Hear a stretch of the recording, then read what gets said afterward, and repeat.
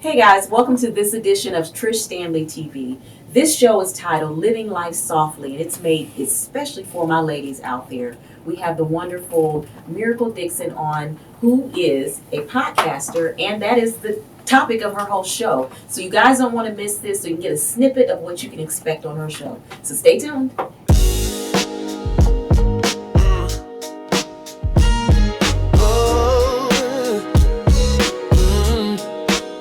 Trish Standley TV Show.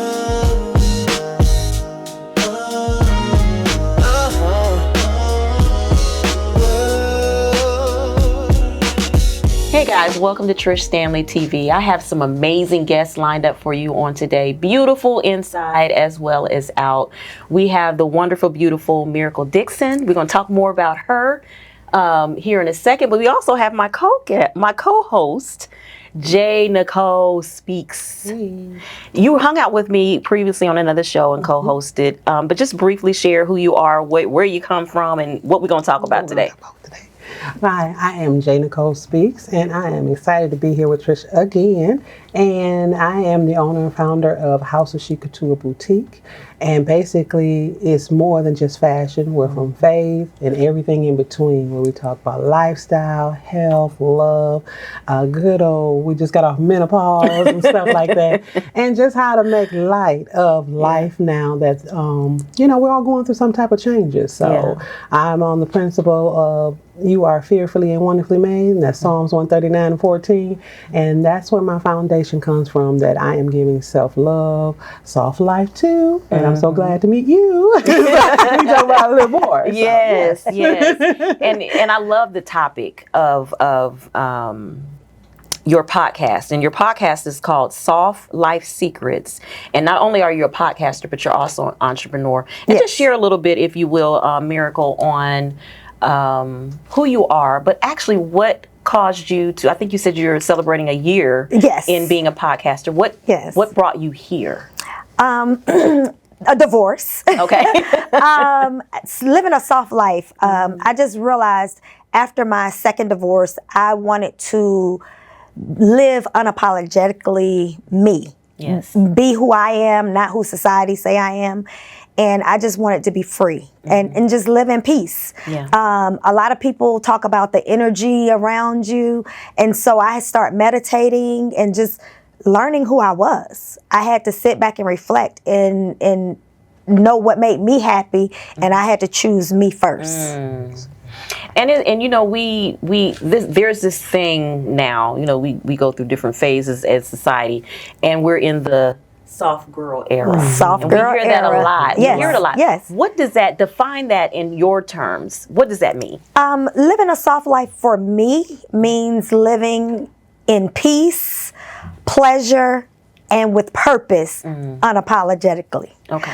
I feel that for me, well, not just for me, for women, when we get a certain age, you get to the point, you know how they say, once you turn a certain age, you don't care what you say, whatever you think and speak, it's coming out. So it be. And I think I've gotten to that point in my life, especially I thought at 40, but definitely at 50. Yes. I give 2 cents about whatever. And I came from a 2-parent household. Okay. So, going through a divorce, a lot of people shun on that. I grew up in the church, and I just felt like I wasn't going to be unhappy under no circumstances.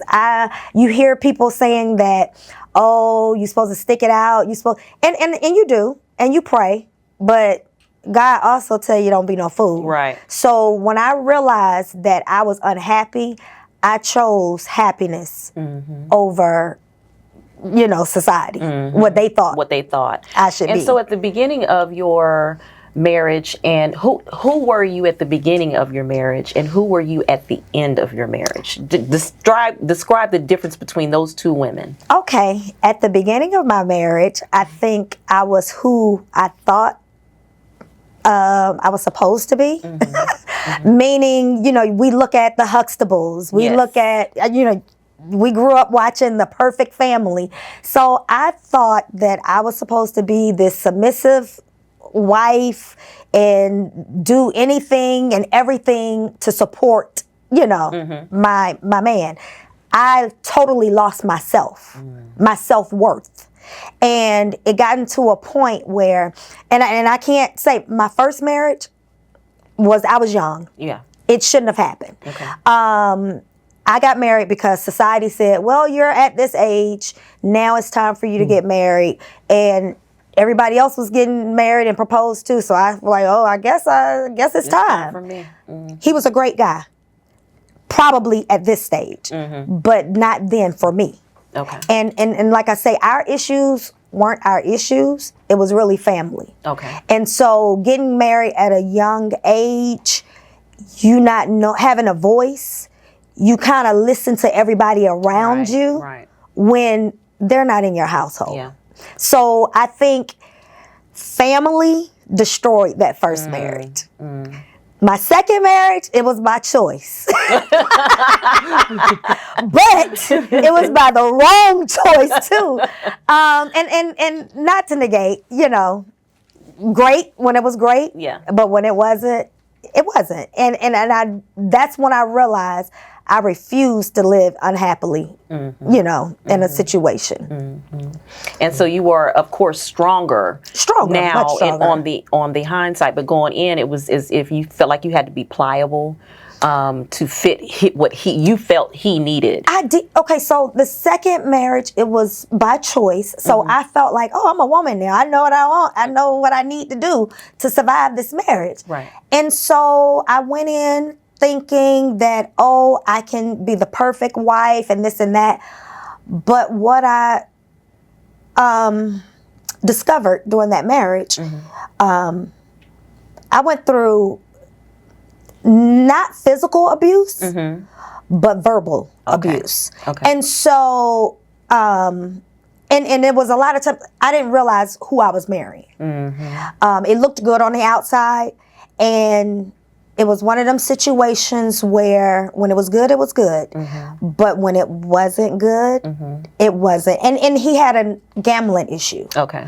And so that was mainly part of and it gotten to the point where, again, a lot of women lose who they are in a marriage. Yes. And I gotten to the point where I was believing in him so much that I started believing the lies. I started taking validating, taking on all of that energy. Yes. And he had me believing that gambling was legal. I mean, not that it's illegal because it's, but it's okay. He had me believing, and I'm telling everybody, oh, he's a professional and this is a sport.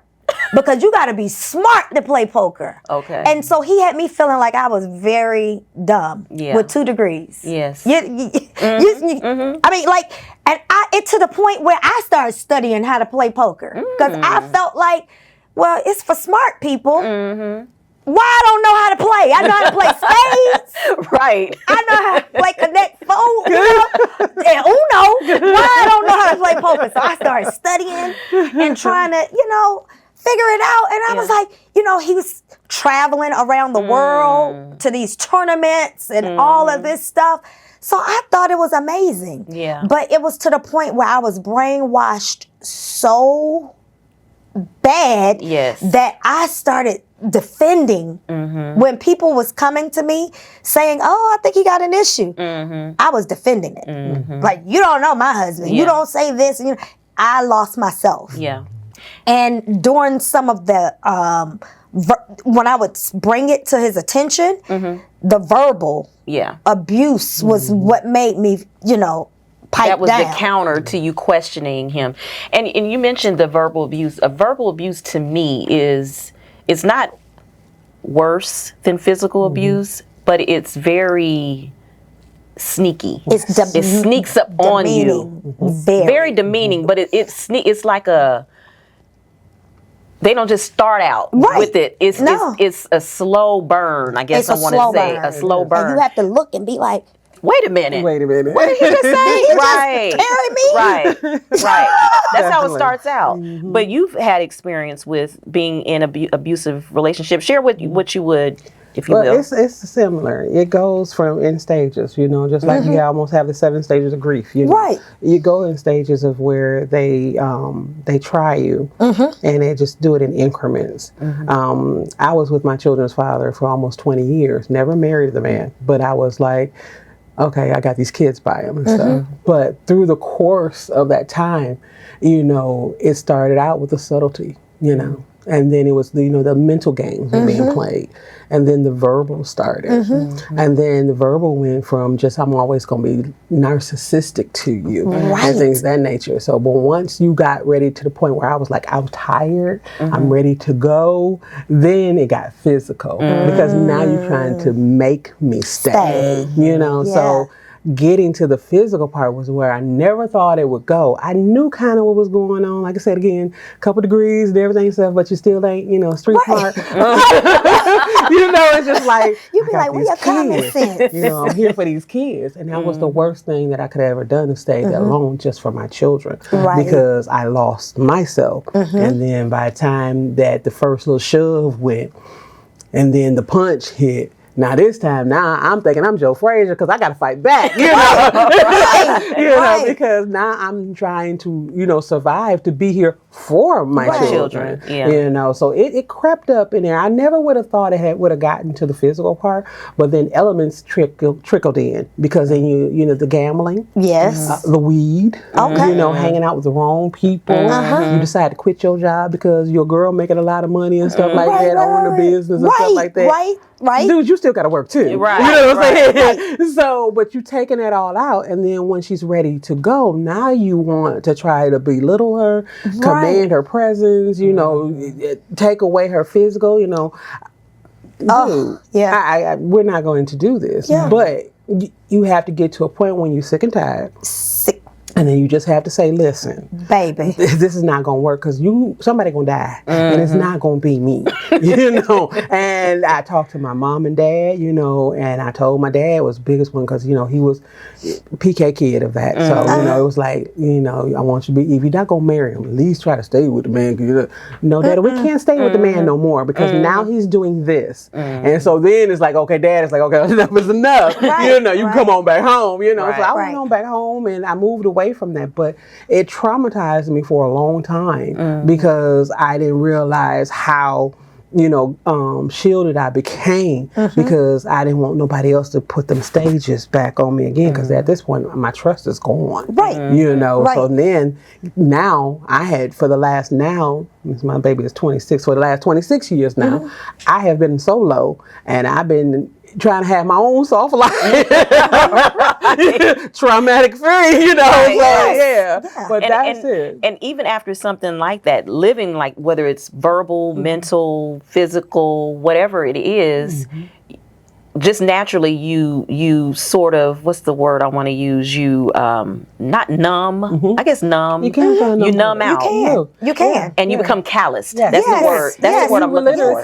I remember the day of sitting on the couch and my 26-year-old was in my lap, as far as the baby at that time, and I heard the Lord just saying, let go of the anger and move. You know what I'm saying? But I was like, I want to get my lick back, and stuff like that too. So, not only was I numb, I was callous, but I was also angry. You know what I'm saying? So you go through, then you start going through different stages of everything you've been through. Because then that's again, I had to show myself grace because some things you just didn't know. Yeah. Right. You know what I'm saying? And we naturally harden. And I want to talk about, I'm bring up this point here a little later, so I'm not going to say it now because I was going to say it now. But you harden naturally because we've gone through something traumatic. Yes. And so during this process, we lose our softness. Oh, yes. But So we didn't even know what soft was. Right. You had to be hard. Yes. You had to be. Yes. Especially us, especially black women. Yes. I mean, from running a business Yes. to running his business to running the household, I was like, what am I doing? Yeah. And it wasn't until, and I give all respect, my brother, we call him my big little brother. He used to tell me, I like, dude, but you were more you were advancing more without him than with him. If anything, he stagnated you. And coming from my brother saying that, because he never spoke on none of my relationships, I knew right then and there, okay, something ain't right. Wake up, smell the coffee, because this is not right. So, and it was just one of them clicks, but we'll talk about But so how did you find, what was your journey in finding your softness? Because now that is a part of what you share with us ladies, now with your podcast. How did you find your way, or what was the signals that you, okay, I need to return back to or learn this new behavior? Okay. When prior to marriage, I traveled, I lived the world, I lived it up, baby. Whatever was going on, All-Star, Super Bowl, Essence, I was there. Okay, front row. I mean, I was living a life prior to marriage. And then when I got married, like a lot of women, they stopped living. And you think that you have to do away with your friends. And you don't. Your friends are there before, they're gonna be there after. You just gotta know when to let them in. Yes. And I'm not saying you need your friends in your business or in your relationships. Right. Every woman needs girlfriends. Yes. And I love my circle of friends. I have different pocket of friends for different reasons. Yes. But I have, and my dude now, he was like, I love your friend circle because it's different types for different reasons. Right. But I think my friends being there for me was my saving grace. Wow. They saved my life. When I went through a divorce, I went back to living because what happened was 2 of my best friends live in DC. Love them. I mean, they know me like a book. They hadn't heard from me in a couple of weeks. You know, maybe texts here or there, but it wasn't me. And so I'm usually the motivator, the one talking and doing this and that. And what everybody don't realize is every strong friend needs to be loved on. Yes. I was loving on all my friends through their hard times. And so I remember one of them came down, she was passing through. And she said, something told me to stop through. She came in the house. She said, what is going on? Her exact words was, what the hell is going on in here? And I was like, what? She was like, it's dark. Open these blinds. She said, you're not yourself. You are, what? Tell me what's going on. And I told her, you know, she was like, he has totally manipulated your mind. She said, you have got to get back to you. And she started me meditating. I was going to therapy, all of this stuff, but it was her. You need friends that recognize when you're not you. Yes. And you need to be able to accept the criticism. That's why we have friends and you choose them.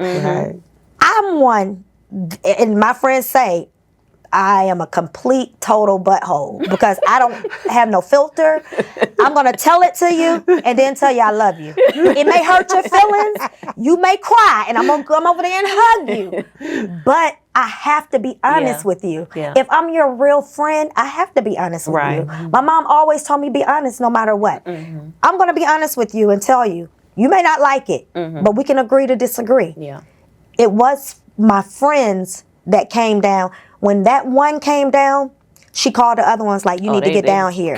She was called the crew. 2 days later, she came down. I went to work. This is a regular work week. I'm like, can y'all leave? Because I'm still working. Right after COVID. So I'm going to work. They was like, just leave, go. We got this.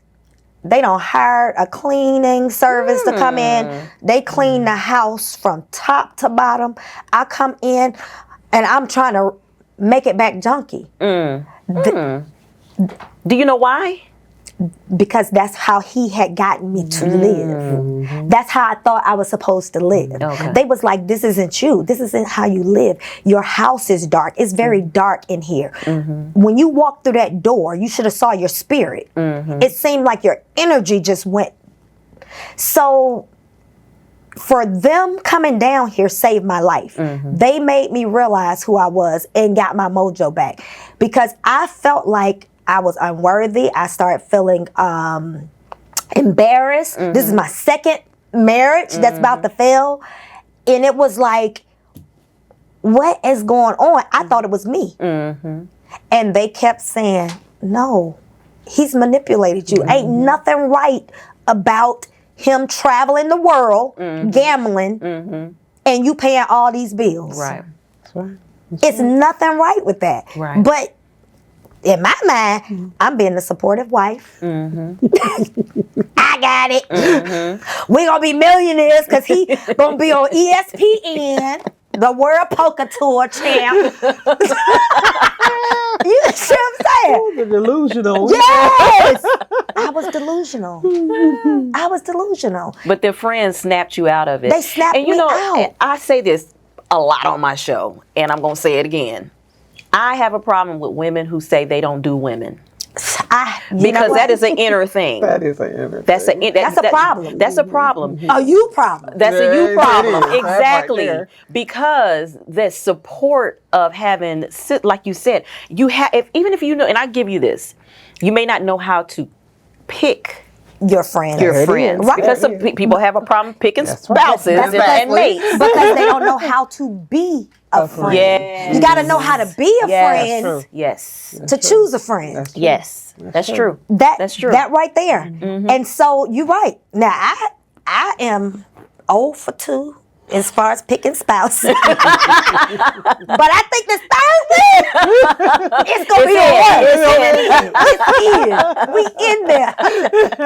Well, that's what life is about. Life is about a journey. Right. And it's about learning. And I personally feel like nothing just happens. Right. Nothing in this life Right. just happens. Everything Right. is for a purpose and in purpose. And so for you, even though you may feel, oh, I was married, 2 times or whatever, that second one was preparing you for the last one. The last one. And let me tell you something. My friends had to pipe me back up. They was like, you are this, you are that, you are girl, you don't even know your worth. Yeah. And I had to be like, yeah.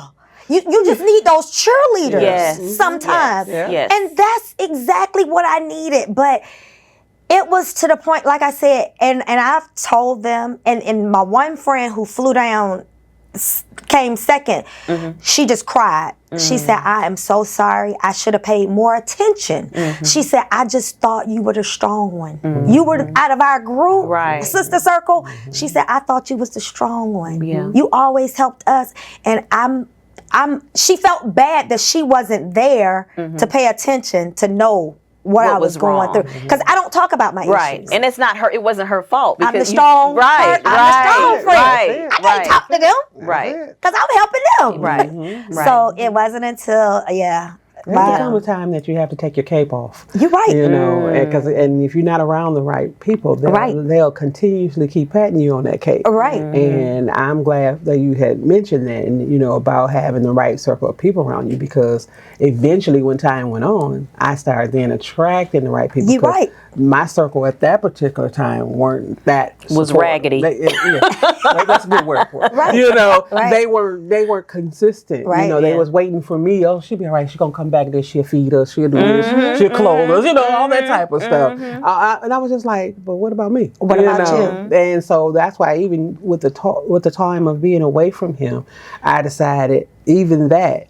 So I don't have to be around people who don't really want to pour back into us. That right there. That is like, I don't understand how people can take advantage of people, take all they can take, and then when you're depleted, they're not paying enough attention to you to pour back into you, so you can even give a little bit more, even if it ain't for them. Right. Be even good for your children. Right. So it's good that you had that circle Of strong friends. strong friends. Right. Yeah. And it wasn't, after that happened, I think I quit my job.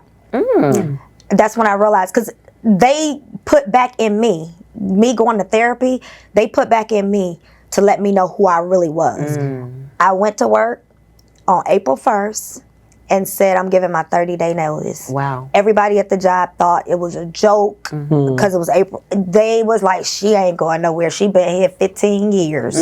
She ain't going nowhere. I was like, okay. All right. It wasn't until the week of my last week, they said, oh, she's serious. She real. They brought in 3 consultants to try to train on my desk for me to train them. I said, not stressing out. That's when I started living my soft life. Nobody's finna stress me. Right.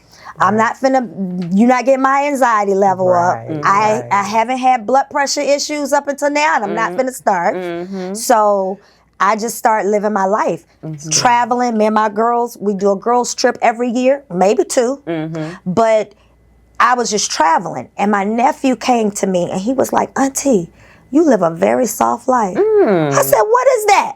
What that mean? He said, you travel, you kicking it, you just balling out of control by yourself. And I was like, I guess I do live a soft life. That's what that is. And that's how Soft Life Secrets came about. Okay. And so he kept telling me, he was like, you should, talk about this, because it's a soft girl era right now. That's the new term. Everybody's going through it, and you're living it. Yeah, we're trying to learn that. He said they're trying to learn it. Yeah, we're trying to learn so it was, that's when Soft Life Secrets was created. And I just started, I promised myself I will never be stressed intentionally. Okay.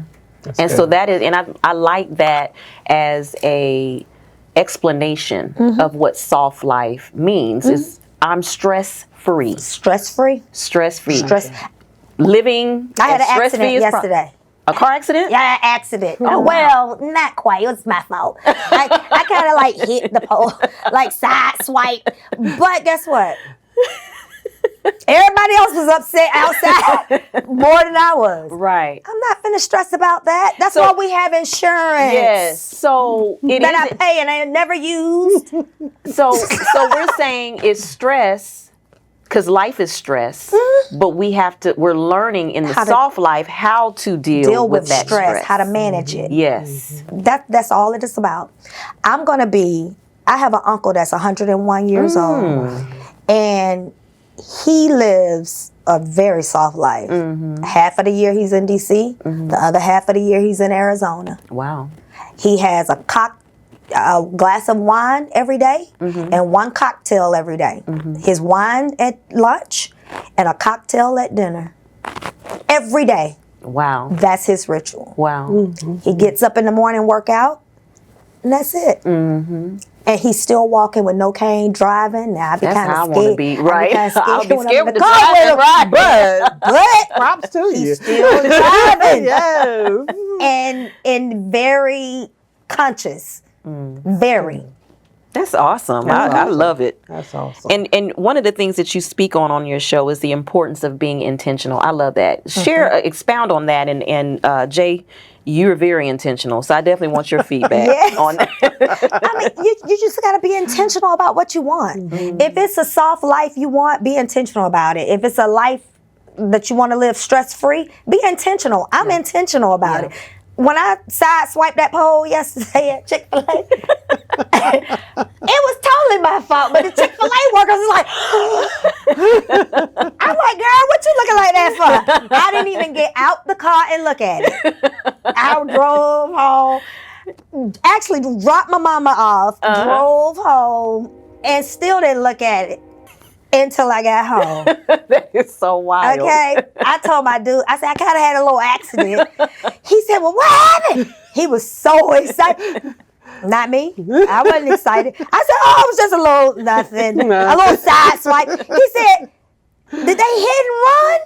I said, well, actually, it wasn't a day. It was a me. I hit and drove off. What I was going to do? I would have held up the drive-through line. Yeah.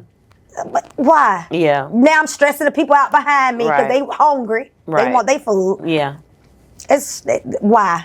I can't take the dent out right then and there. No, you can't. You got to do what you got to do. You just got to go home and hope that when you get out the car and look at that dent, it's not as bad as it sound like. And And that's what I did. So I intentionally, Yeah. I don't like stress. I don't want the wrinkles in my forehead. I don't want to do that. Yeah. I just want to Because stress affects other, it causes other elements health in problems. the body. Yes. And at 50, I mean, Yeah. I've learned now, I look at some of my friends and at the ailments that they have, a lot of it is due to stress Yes. and depression. Yes. Why? Yeah. If I feel down, depressed, or stressed, I'm finna call a girlfriend. We finna laugh. We're gonna take a shot over the phone, whatever, or get a glass of wine, whatever you Right. prefer. Right. And we gon' cackle for a Yeah. minute until it's all gone. Yeah. I just refuse. Yeah. And you got to be intentional. Yeah. Yeah, you do. No, you talk about the intentional. I think the time that I wasn't intentional was probably around when I lost my mother. And so since 2019, my life has really shifted because learning to live without her. You know, she had been with me since Dad died. Oh. And so, you know, and she was my housemate. That was my buddy, you know. So learning to live without her, I had to embark on trying to be intentional about everything because I didn't want to sit and let my mind go into atrophy. We understand that grief is a marathon and not a sprint. Absolutely. You know, so every day, you know, I'm, you know, trying to make sure that I'm keeping my mind as soft as I possibly can too, because I don't want to stress, because the job itself could be stressing me, the business could be stressing me. Children. Right. And I got all boys. So, you know, so, you know, all those things can be stressing you, but you still have to tune back into you.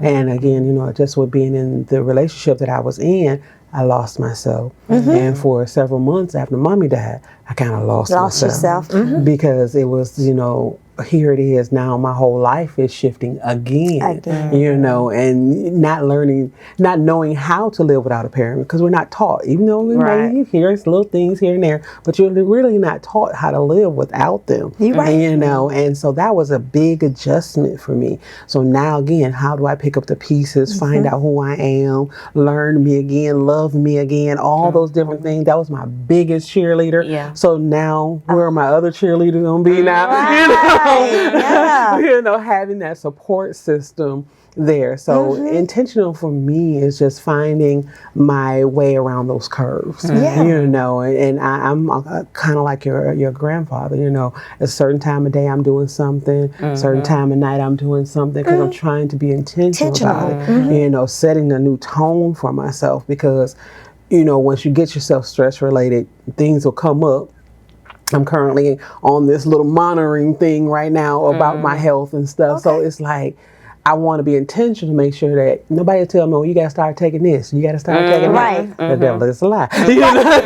You know, so I'm intentional about now what I eat. I'm intentional about making sure I get my 10,000, 15,000, whatever steps in that I can. Whatever, just that's my way of maintaining a soft life.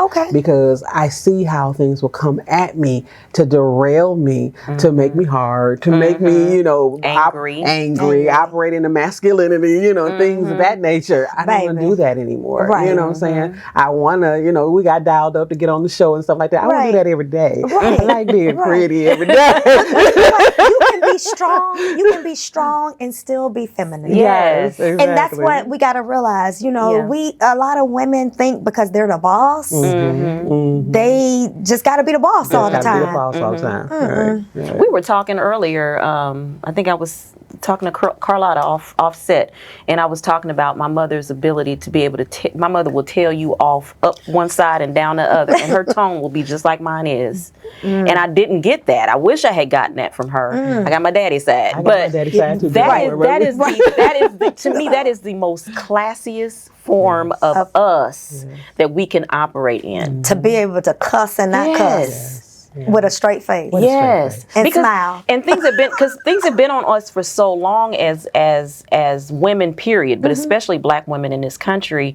You know, it's the angry black woman. We get all of these we get all of these titles, and trust me, there are a lot of us, there's a remnant of us who operate in that area, and they love it, and they thrive in it, and they don't want to change it. But I'm gonna tell you, I had a problem A lot of people ain't gonna like this, but I had a problem with reality TV in the way that we allowed ourselves to be the decision for you to sit down and make a decision to say you're going to get on national TV for viewing and show your butt and show your behind. You were feeding into what society has said who and what we were all the time. For a check. And for a check, and I understand the business side of it, but there is because even in some of the areas, I'm a Tyler Perry fan, but I'm tired of seeing myself represented on TV as a broke down woman who can't get it together and can't keep it together. We need to change that narrative. Right. And so that's why I love what you're doing with Soft Life. Ladies, we got to tune in. We got to tune in and stay locked in and learn from you. Because you've gone the route. But there is one thing I wanted to ask you before we leave. You said it is reset versus decision. Right. Can you break that down for me? Because I want to jump on that. We're going to end on that. Okay. So reset, you're kind of forced into a reset. Okay. That's, stuff happens out of our control. And you have to reset. But a decision is intentional. You choose what you're gonna do. Yes. So a lot of times after the divorce, that's a reset. Right. Because you're forced into having to find yourself again. But you can choose, make the decision that you're gonna live intentionally a soft life. So that's how I, do my reset versus decision. Because a lot of people be like, oh, they're the same thing. No. See, that's what I was thinking. No, reset is not the same thing but I as get a decision. I get what you're saying. A reset, you're forced into. A decision is what you choose to do. And I choose to live a soft life. Right. So like if I can walk, and I'm just reiterating what you're saying for my own personal understanding, I can walk and continue to walk and hit that wall right there. And I would need to reset because I walked into that wall. But approaching that wall, you chose. I chose to walk into the wall. You're right. I chose to walk into the wall. But if I pushed you into that wall, now you got to reset. That's the difference. That's the difference. Well, you know what I mean? Let's take it to the relationship. But as when he do something to you, now you got to reset. Right. Because you didn't choose that. Yeah. Okay. Exactly. But you chose to walk. The decision to walk away. Yes.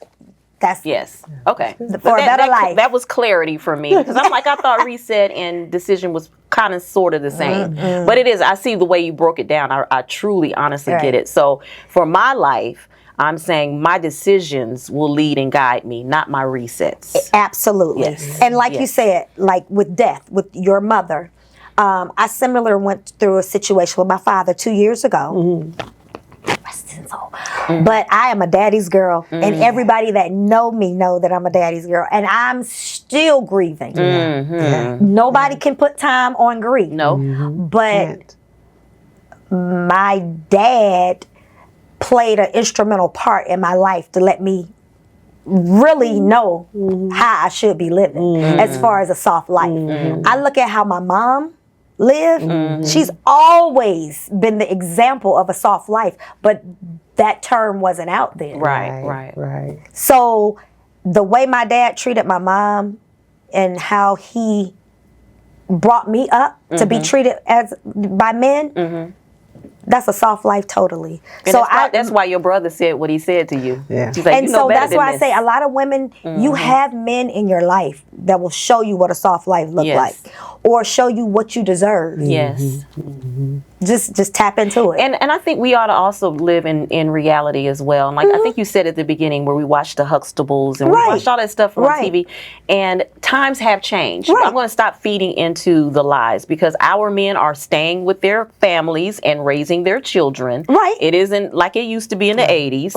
And so, but we still cannot look to television, or celebrity, or to determine the social media or social. It's so phony now. You don't know on social media. Yes, we didn't have that coming up. No, so luckily, I can imagine. I can't. Oh God, I don't even want to. Not at all. Not at all. But yeah, we got to stop, because men are staying with their wives and they are raising their children. Those percentages and those numbers are higher than what we will say now. We still want to say, well, deadbeat daddies. Yeah, it's deadbeat mommies. There's all of that out there too. Men are staying. Men are staying. It's the women that are choosing to leave Yes. now. It used to be the other way around. Yes. Right. Yes. Now, times have changed. Yes. Women are choosing to leave Other things. when they choose their happiness Yes. and they realize. Yes. And I applaud a lot of women for not staying, because we do. You know, society say stay, deal with it, figure it out, and I think to a certain extent you should. Yeah. But when it starts compromising who you are, then it's time to make a change. Yeah. And Because I tell all my friends that are married, work it out. Yes. I believe in marriage. Yeah. I totally believe in marriage. I believe in love. And I think that everyone should experience that if that's what they want. Right. But you should not have to compromise who you are. Yes. They need to accept you for who you are. Yes. And love And truly, where you are. And love truly does not hurt. We say, well, no, your love does hurt. No, love doesn't truly hurt. does not hurt. It doesn't hurt. Not where it's impacting your thought process, your heart. You can break a person's heart just with words. That's right. Because we used to say, sticks and stones will break my... No, words I know how will to break cut your heart. people up Girl, and me beat too. them up with my Girl, tongue. me too.